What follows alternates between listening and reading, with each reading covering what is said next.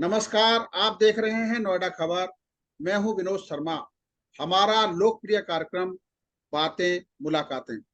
इस सीरीज में हम बातें करते हैं साहित्य की विधा में, संस्कृति की विधा में और किसी भी क्षेत्र में जो उल्लेखनीय उपलब्धि हासिल किए हुई हस्तियां हैं, उनसे हम बातें करते हैं।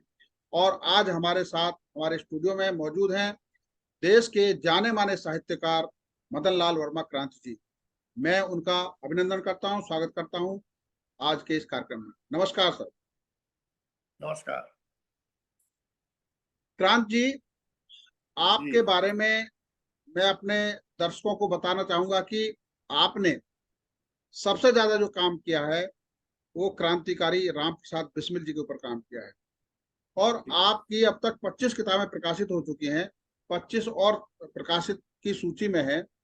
तो सबसे पहले मैं जानना चाहूंगा कि आपको साहित्य के क्षेत्र में जो ये रुचि बढ़ी, उसके पीछे का कारण क्या था?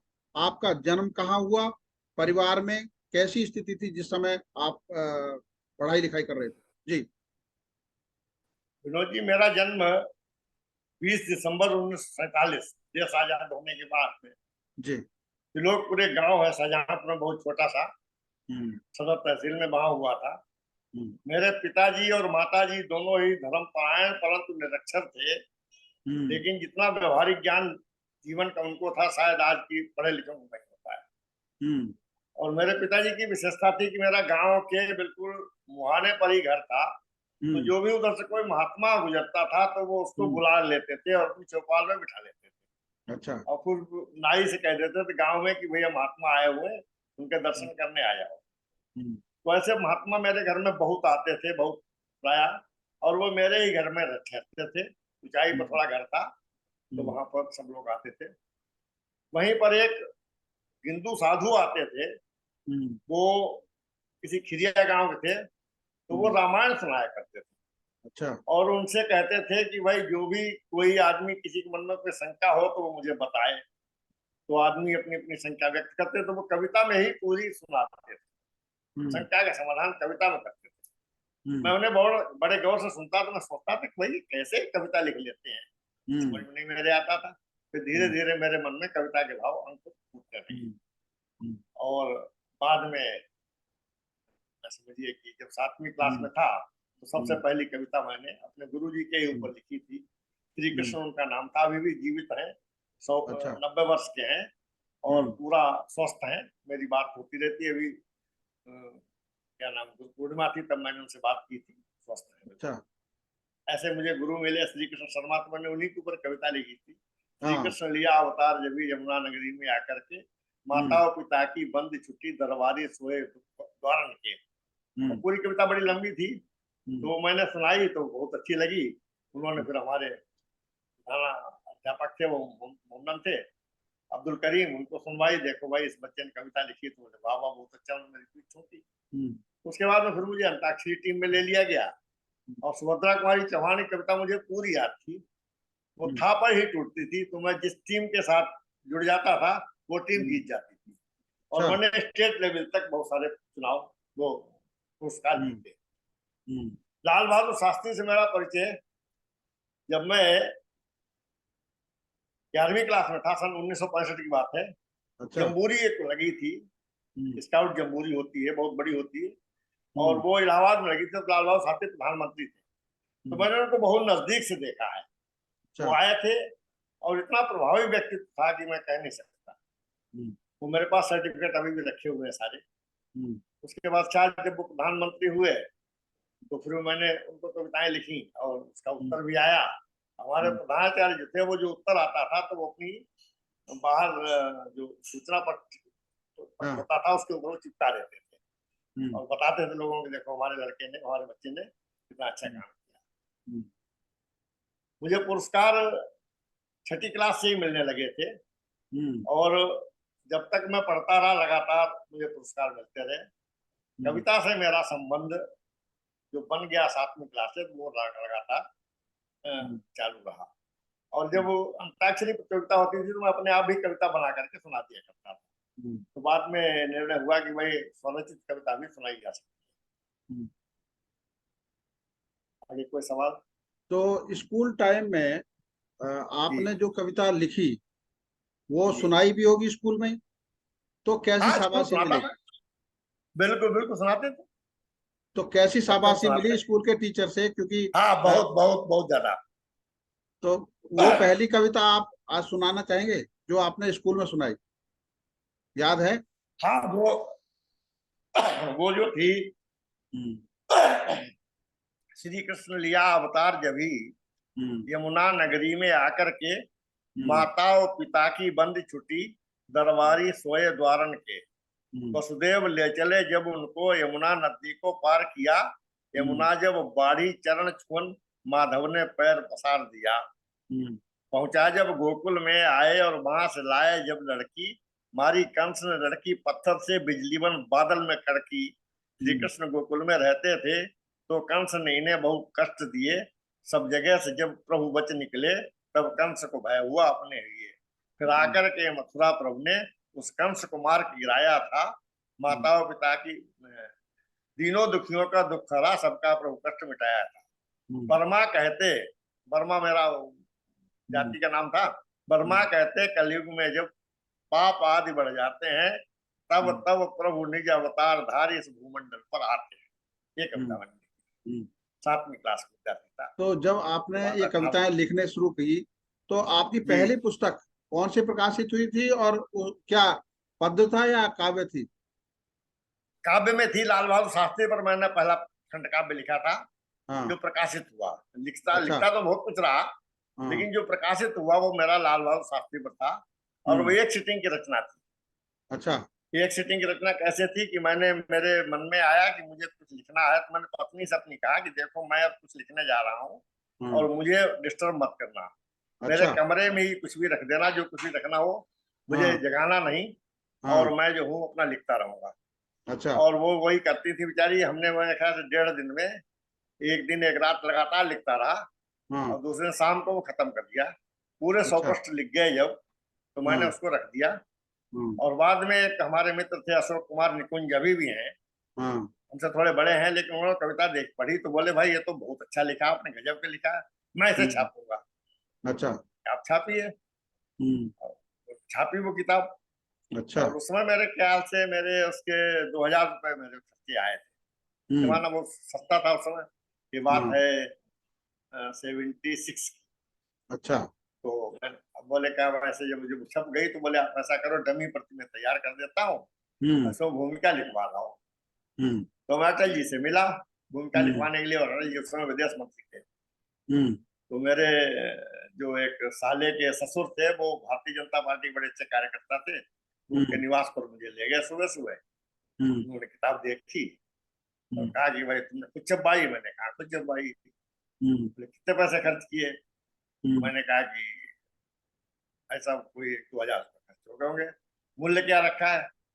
मैंने कहा साढ़े हम्म। तीन रुपए बोले सजिल्द किताब का मूल्य 3.5 रुपए है, 10 रुपए रखना चाहिए था।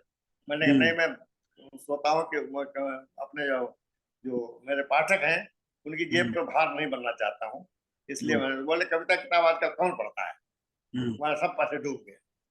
मुझे हम्म। बड़ी गुस्सा लगी, मैंने कि हाँ आया तो इनसे क्या लिखवाने के लिए, और हम्म। उन्होंने भाषण पिला दिया उल्टा। बड़ा मन में गुस्सा आई। खैर हम्म। मैं कुछ नहीं बोला, चुप हो गया। तो हम्म। बाद में बोले अच्छा ऐसा करो, इस समय तो जेम्स कलाहन आए हुए हैं, हम्म। मैं उसमें व्यस्त हूँ, आप ऐसा करो गंगा बाबू से लिखवा लो। मैंने अच्छा। देखो भूमिका तो मुझे आपसे ही लिखवानी थी, आप नहीं लिखे तो कोई बात नहीं, किताब हम्म। में बिना भूमिका के ही चली। हम्म। तो अच्छा। मैं उसके बाद में, हाँ, वही हम्म। एक कागज उठाया और हम्म। मैंने वही कुंडली उन पर लिखवारी कि हम्म। नेताओं की सुरुचि ने जिस पर किया कलेश, अटल हाँ। बिहारी को वही सौंपा गया विदेश। हाँ। सौंपा गया विदेश ताकि वे ध्रुव हो जाएं, बन हम्म। सुनीति सुत विश्व शांति स्थिर कर पाए। हम्म। कहें क्रांत ये निर्भय होकर काम करेंगे, घरवाली ही नहीं कि जिससे आप डरेंगे। तो उसे हम्म। पढ़ा और जेब में रख लिया, बड़ी जोश हंसे। हाँ। और उसके बाद मैं नमस्कार करके पैर छू के चला आया। हम्म। फिर मैं लाल बहादुर शास्त्री घर पर गया, हरिकृष्ण हम्म। शास्त्री को मैंने सारी बात बताई। हम्म। तो सुनील शास्त्री हमसे बोले मेरे समझ में नहीं आया, बाबू जी की तो बड़ी इज्जत करते हैं वो अटल जी, हम्म। और भूमिका लिखने से मने कैसे कर दिया? हम्म। तो हरिकृष्ण शास्त्री ने कहा कि देखो ऐसा है कि इस समय मुरारजी भाई जो है वो प्रधानमंत्री हैं और अटल जी विदेश मंत्री हैं। और मुरारजी भाई और लाल बहादुर शास्त्री का 36 का आंकड़ा था, तो हाँ। वो बुराई नहीं देना चाहते, इसलिए उन्होंने शायद नहीं की। ये उन्होंने मुझसे कहा, बोले कुछ चिंता मत करो, बैठो आप, मैं व्यास जी को फोन मिलाता हूँ। उन्होंने फोन लगाया वहीं से कि मुरादाबाद से एक युवक आए हैं, बैंक में हैं, और इन्होंने कविता किताब लिखी, बहुत अच्छी किताब है, आप अगर उसकी भूमिका लिख दें तो बहुत अच्छा होगा। तो बोले भेज दो हिंदुस्तान टाइम्स कार्यालय में। मैं पहुंच गया, मेरे जेब में 2-2 रुपए के नोट थे, हाँ। मैंने टिकट लिया, मेरी जेब कट गई ओहो। बस में ही। और मैं पहुंच गया उनके यहाँ, हमें क्या पता, जेब तो बाद में देखी मैंने। और उसके बाद मुझे वहां गया तो गोपाल साहब व्यास मिले, और वो कहा कि अच्छा सुनाओ क्या लिखा है तुमने इसमें। तो मैंने सुनाने शुरू कर दी। उसी समय सुमित्रानंदन पंत के मरने की खबर आई थी। तो गोपाल साहब व्यास बोले कि आज तो कुछ लिखना मुश्किल नहीं है, फिर किसी दिन आ जाना। तो मैं फिर चुप हो गया, मैंने चलो यहाँ भी खाली यहाँ लौटना पड़ेगा, मैं चुपचाप जमीन की तरफ देखने लगा। तो उन्हें मन में लगा कि शायद इस युवक को ठेस लगी है। तो उन्होंने कहा ऐसा कागज उठाओ और लिखो, मैं बोल रहा हूँ। तो बोल बोल के लिखवाते थे, और फटाफट उन्होंने पूरी भूमिका लिखवा दी। और लिखवाने के बाद उसको पढ़ लो और ले जाओ, हरे कृष्ण चाहो तो दिखा देना, नहीं तो दिखाना, आप सीधे जा सकते हो। खैर फिर वो किताब भी छपी, और उसका जिम्मा पूरा लिया था विमोचन का हरिकृष्ण शास्त्री ने स्वयं। और लाल बहादुर शास्त्री का जो विजय घाट है जहाँ उनकी समाधि है, वहां पर वो किताब का विमोचन किया था।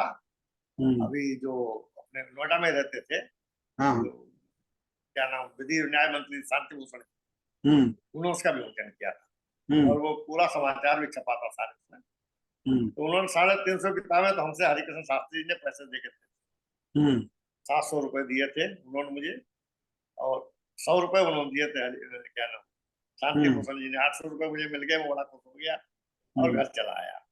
वो किताब उन्होंने सारे देश में विदेश में सब जगह दिखवा दी।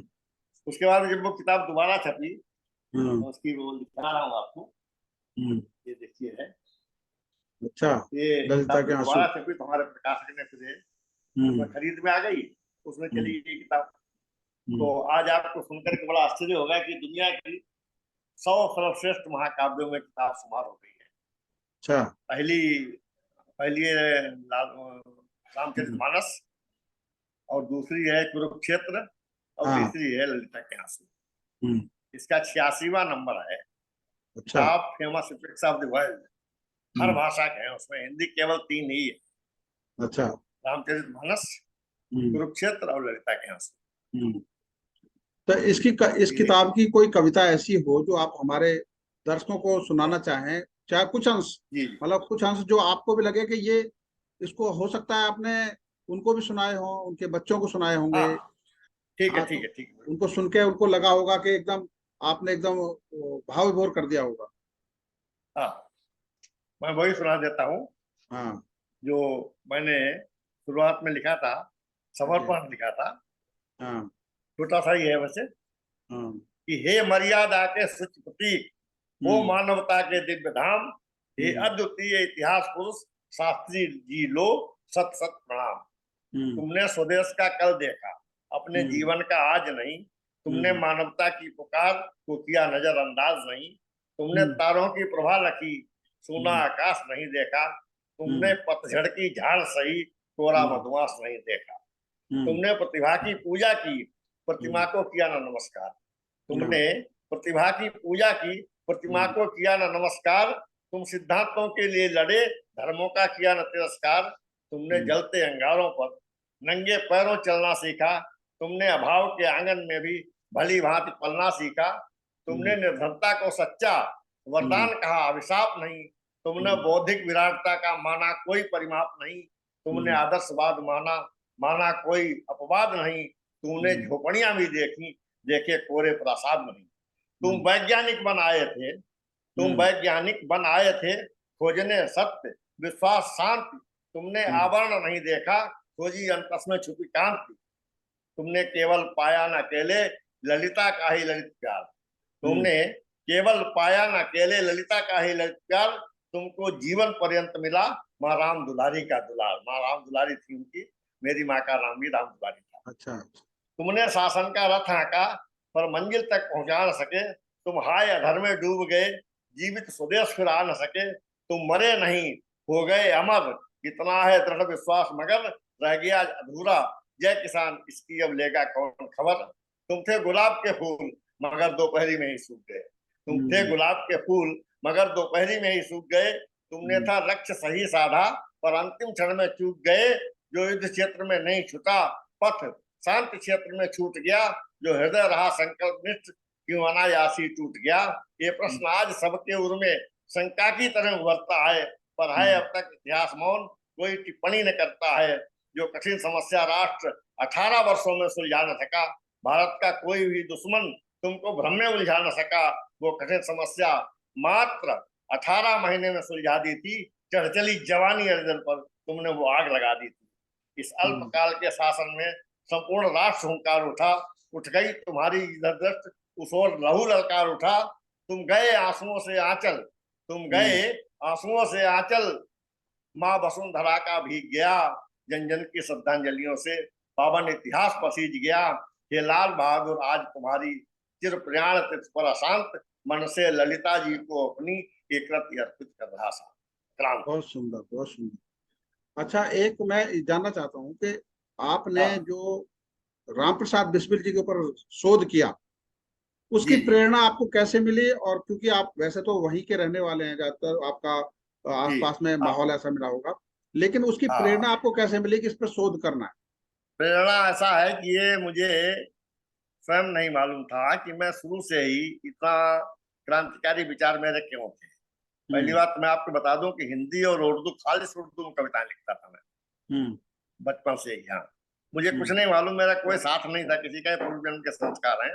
और इस हाँ, बात को स्वामी सुदर्शनाचार्य जी ने मुझे आज बता दिया था हम्म, कि आपका पुनर्जन्म हुआ है।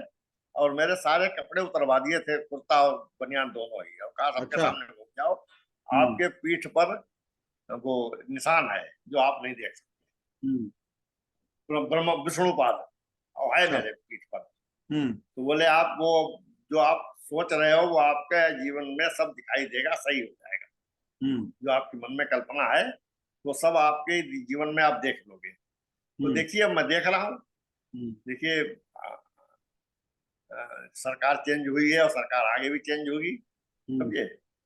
और सब तो कुछ ये अच्छा ही होगा, मैं तो ये मेरा जो पूरा विश्वास। जो एक ग्रंथ लिखा गया, क्योंकि हाँ राम प्रसाद बिस्मिल जी के ऊपर इतना बड़ा आपने जो रिसर्च हाँ। किया, उसमें कितना समय लगा और उसमें क्या क्या नई उसमें बातें हाँ हाँ निकल के हाँ, आई? वो मैं बताता हूँ आपको, हाँ, बिल्कुल। हाँ, जी, ऐसा था कि तब मैं मुरादाबाद से, मेरी पोस्टिंग गोरखपुर हो चुकी थी।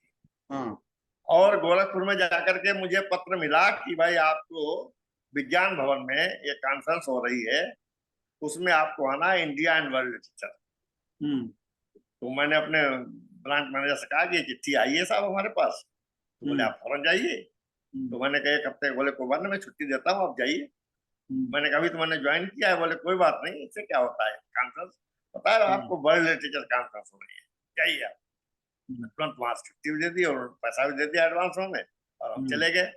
और यहाँ आकर के दिल्ली में मैं रुका, और कॉन्फ्रेंस में पहुंचा तो मुझे जाते ही पहले दिन पकड़ा दिया गया कि आपका 25 तारीख को, 27 तारीख को है आपका, हम्म, आपका जो पेपर है वो 27 तारीख को पढ़ा जाएगा। तो हाँ, मेरा तो काटा तो खून नहीं, मैंने क्या, मैं क्या करूं, मेरे पास कुछ भी नहीं है। और मैं हम्म, आप कॉन्फ्रेंस चलाया। मैं हम्म, फौरन वहां से भागा और भाग करके नई सड़क आया, वहां मेरी ससुराल थी।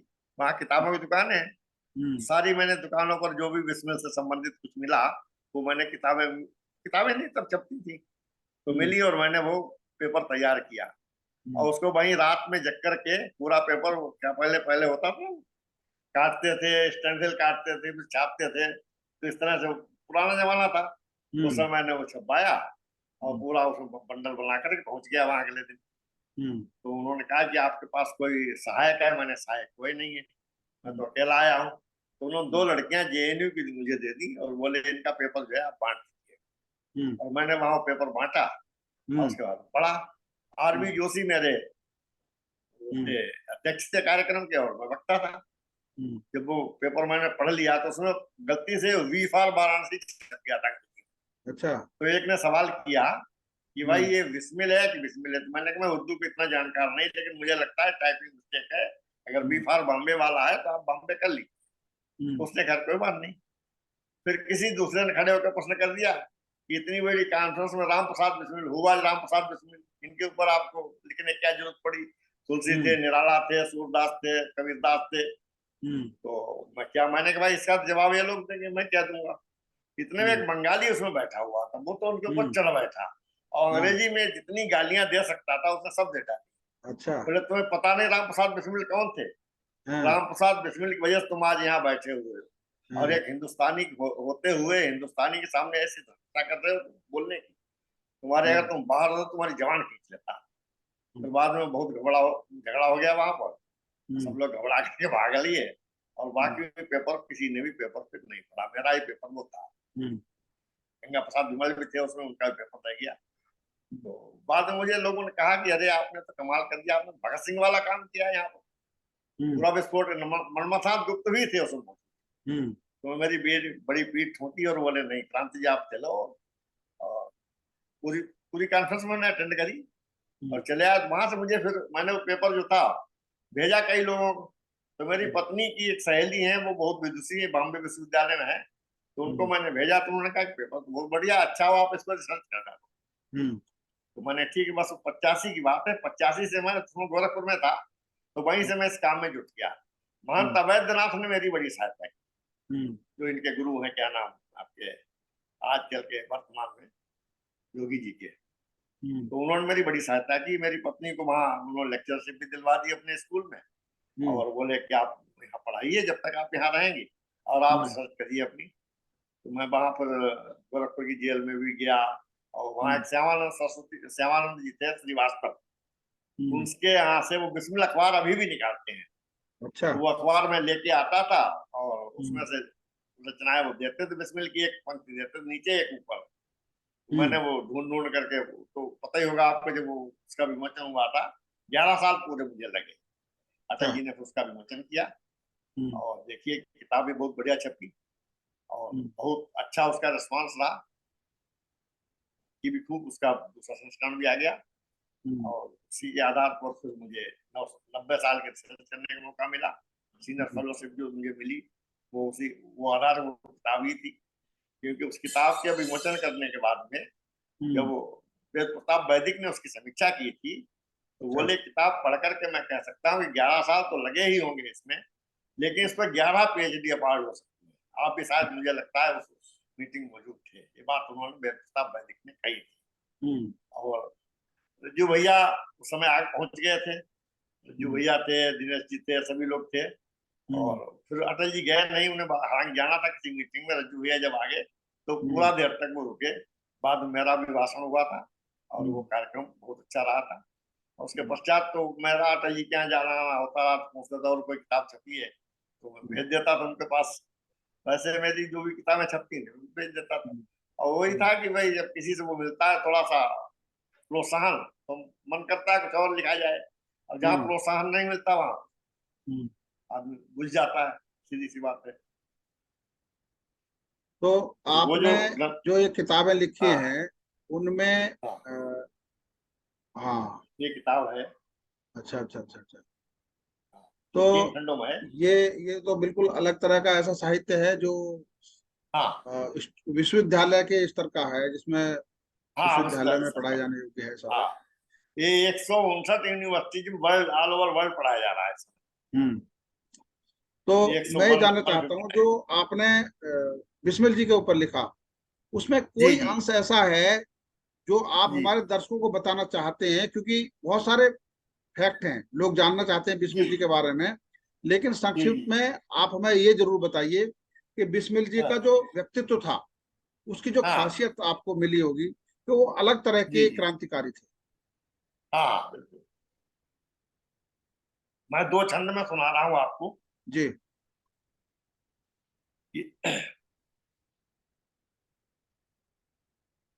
जिंदगी से जूझे थे वे, मौत से मजाक किया, हम्म कातिलों की बाजुओं से जोर आजमाया था। हम्म जिंदगी से जूझे थे वे, मौत से मजाक किया, कातिलों की बाजुओं से जोर आजमाया था। और राम के प्रसाद थे प्रसाद की ही भांति निज शीश काट काट मातृभूमि पे चढ़ाया था। देश दुर्दशा को देख घायल हुए थे, इसलिए बिस्मिल उपनाम उन्हें भाया था। और आदमी नहीं थे, वे थे देवता जिन्होंने स्वयं दे के बलिदान देशभक्ति को जगाया था। आदमी नहीं थे, वे थे देवता जिन्होंने स्वयं दे के बलिदान देशभक्ति को जगाया था। देवता क्या होता है? जो हमको देता है, लेता कुछ नहीं। बिस्मिल जी ने भी सब कुछ दिया, जिंदगी भर कुछ नहीं दिया। आज उन्हें कौन क्या दे रहा है मुझे नहीं मालूम, लेकिन उन्होंने जीवन अपना दे करके चले गए। और उसी का परिणाम है कि मंगल पर बिस्मिल के नाम से क्रेटर है, और काकोरी के नाम पर नहीं, मंगल पर काकोरी के नाम से क्रेटर है, और कमाल पाशा ने उनके नाम पर तुर्की में एक शहर बिस्मिल नाम का स्थापित कर दिया था उसी समय। आप देखिए कि 2 जगह तो पहुंच ही चुके हैं, और चंद्रयान वहां पहुंच गया, वहां भी हो सकता है कुछ मिलेगा ही, मैं समझता हूँ। आपने कुछ मुद्दे उठाए थे जिसमें बिस्मिल जी की स्मारक, जहां पर बिस्मिल जी का जन्म हुआ, उसको राज्य सरकार ने या केंद्र सरकार ने उसको संजो कर रखा हो, क्योंकि हम अमृत महोत्सव मना रहे हैं, आजादी का 75 वर्ष मना रहे हैं। तो आप वहां जब गए होंगे और अभी जाते होंगे, तो आपको लगता है कि वहां पर इस तरह का सुधार किया जाना चाहिए जैसा होना चाहिए? आपने बहुत दुखती हाथ रख दिया है। मुझे बहुत दुख होता कहते हुए, इस समय केंद्र में भी हमारी सरकार है और प्रांत में भी हमारी सरकार है जी, लेकिन वो छोटा सा मकान 40-50 गज का अभी भी ज्यों का त्यों है। विनोद जी, मैं अभी देख के आया था, मैंने उसका वीडियो भी डाला है। और वो आदमी जो उसमें रहता था, राम कुमार, वो भी बेचारा मर गया। उसने हमसे कहा था कि भैया हमको और कुछ नहीं चाहिए, हमें इतनी जगह कहीं दिलवा दे सरकार, तो मैं मकान सरकार को दे दूंगा। परंतु ये कुछ नहीं कर पाए। अशफाक उल्लाह खां के क्योंकि परिवार में लोग हैं, बार बार आग्रह करते रहते हैं, तो उनकी तो बहुत बढ़िया मजारी बन गई है और बहुत बढ़िया वहां तक वो भी बन गया, पर इनका अभी तक कुछ भी नहीं हुआ। अब क्यों नहीं हुआ है तो भगवान जाने। हालांकि बहुत बड़ा संग्रहालय वहां बना दिया गया है कैंटोनमेंट में, परंतु जो बिस्मिल जी का मकान है वो यथावत जो का त्यों है, उसमें एक ईंट भी नहीं लगाई। इसका मुझे बहुत दुख है। इसके लिए आप लोग पत्रकार भी उठाइए, अच्छी बात रहेगी। मैं तो समझता हूँ मेरे जीवन में काम पूरा हो जाता तो बहुत अच्छा मुझे लगता।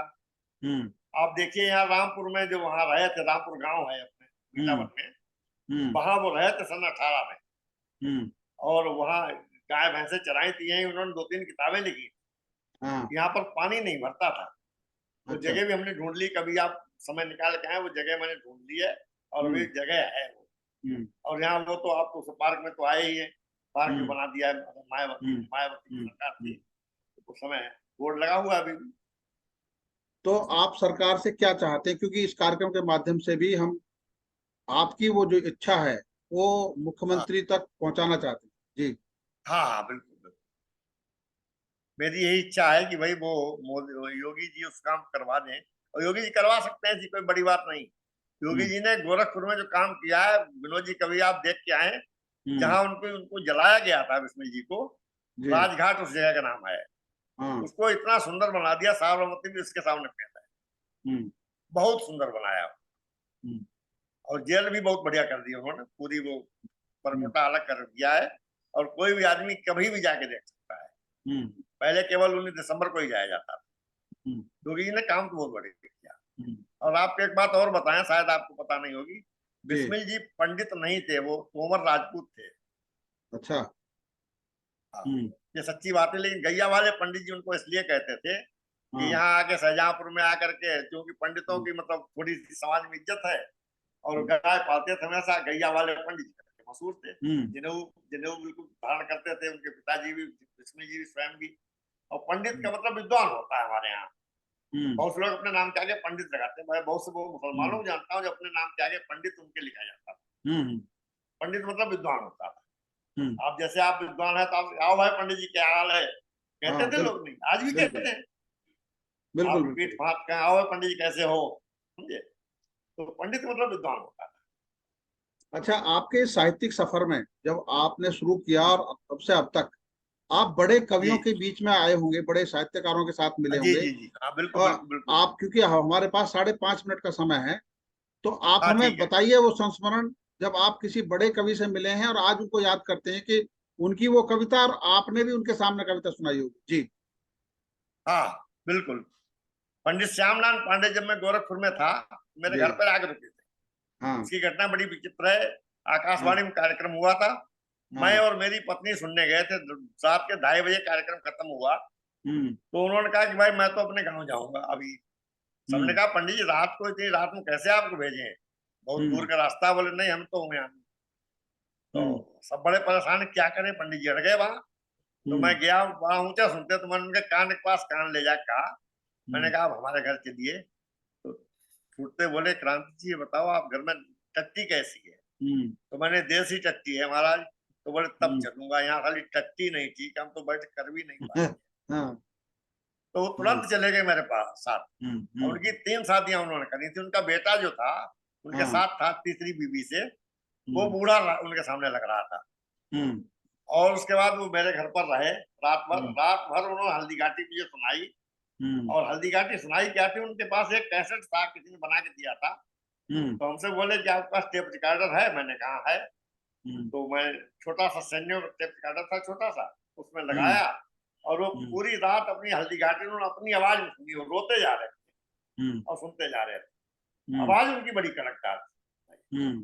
कमाल की आवाज थी। एक तो हम्म। उनको मैंने सुना है, समझे। आपके क्या कहते हैं, देवराज दिनेश मेरे घर पर आके ठहरे हैं, काका हम्म। हाथरसी, गोपाल हम्म। दास नीरज। समझे, हम्म। पुराने लोगों में सबसे बड़ी अच्छी मित्रता रही। और अभी हम्म। जीवित कवियों में जो हैं वो हम्म। अभी हैं।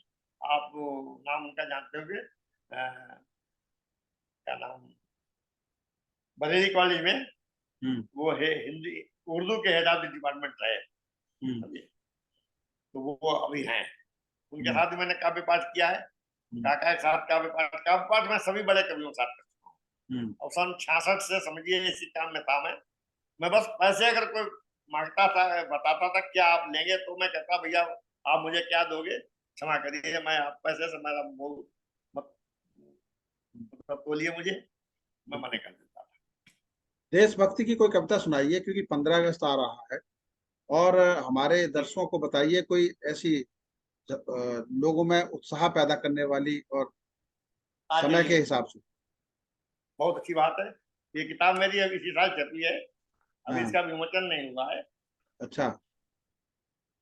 इसका शीर्षक है बलिदानी धरती। हाँ। सुना रहा हूँ, छोटी सी कविता है, 1 मिनट लगेगा मुश्किल से। हाँ ठीक है, कोई नहीं। कि जिस भारत माँ की मांग सदा लोहू से भरती आई है, हम्म। उसकी बलिदानी धरती को बदनाम ना हम होने देंगे। हम्म। इस धरती की पावन रज में वेदों का अद्भुत सार भरा, ऋषि हम्म। दयानंद, नाना साहब, तात्या टोपे का प्यार भरा, इसके हम्म। ही उर में समा गई लड़ते लड़ते लक्ष्मीबाई। हम्म। इतिहास छोड़कर चले गए कितने ही सगे सगे भाई। हम्म। कवियों ने अपनी वाणी में जिनकी यशगाथा गाई है, उनकी हम्म। कुर्बानी को हरगिज नाकाम न हम होने देंगे। ये है बिस्मिल की करम भूमि, ये हम्म। है बिस्मिल हम्म। की करम भूमि। जर्रा हम्म। जर्रा तूफान बना, अशफाकुल्लाह वारसी का अल्लाह यहाँ भगवान बना। हम्म। आजाद जिसे आजादी से नंगे सदी रहना भाया, जीते हम्म। जी कोई भी जिसको हथकड़ी नहीं पहना पाया। हम्म। भर दिया बसंती रंग जिसने, लिया लहू से तन जिसने, उस भगत सिंह के गौरव को गुमनाम न हम होने देंगे। नेता हम्म। सुभाष जिसने इसके कण कण में लोहू मिला दिया, अपने बारूदी नारों से अंग्रेजी शासन हिला दिया। आजाद हिंद सेना लेकर जो बर्मा तक घुसाया था, उसको विमान दुर्घटना में जाने किसने मरवाया था। आखिरी समय तक भारत की मिट्टी से जिनको प्यार रहा, ऐसे वीरों की वसुंधरा वीरान न हम होने देंगे। हो गया देश आजाद किंतु बंटवारे में वो चला गया, ये मेरी हम्म। पीड़ा है। कि हो हम्म। गया देश आजाद किंतु बंटवारे में वो चला गया, माँ के 2 अंग कटे आधा कश्मीर हाथ से चला गया। इसकी हम्म। खातिर सबसे पहले श्यामा प्रसाद बलिदान हुए, फिर ताशकंद में लाल बहादुर शास्त्री भी कुर्बान हुए। इस हम्म। कश्मीर की घाटी में कितना ही लहू लुहान हुआ, उसकी केसर को सरेआम नीलाम नाम होने देंगे। और 71 में इंदिरा गांधी ने इसका बदला चुका लिया। 71 में इंदिरा गांधी ने इसका बदला चुका लिया, जब बांग्लादेश बना करके नापाक पाक को बता दिया। अब भी यदि समझा नहीं धूर्त, तो अब की बार कुचल देंगे। चेहरे का खोल नहीं बेटे, तेरा भूगोल बदल देंगे। एटम बम की धमकी मत दे, हम उसकी काट जानते हैं। अब हिरोशिमा जैसा कोई अंजाम न हम होने देंगे। अब हिरोशिमा जैसा कोई बहुत अंजाम न हो बहुत सके। सुंदर, बहुत भारत सुंदर, माँ की मान सदा लोगों से बहुत बसती सुंदर। आई है, हाँ, उसकी बलिदानी बिल्कुल। धरती हम नाकाम नहीं होने देंगे। आपके जो आपके साथ बड़ा दिलचस्प संस्मरण सुनने को मिला, और आपके साहित्यिक सफर को उम्मीद है हमारे दर्शक पसंद करेंगे। और इस तरीके की जो आपने रोचक बातें बताई, उसके लिए आपका बहुत बहुत धन्यवाद। आपने बहुत समय दिया हमें, क्रांति। और अगली कड़ी में हम और ऐसे ही हस्ती से मिलेंगे। और मैं एक आग्रह अपने दर्शकों से करना चाहूंगा, अगर आपने हमारा ये चैनल सब्सक्राइब नहीं किया है तो noida-खबर.com को जरूर सब्सक्राइब करें। आपका मैं बहुत बहुत आप आते धन्यवाद। रहता है मेरे पास, मैं जी पढ़ता हूँ उसको। जी जी। आपका जब भी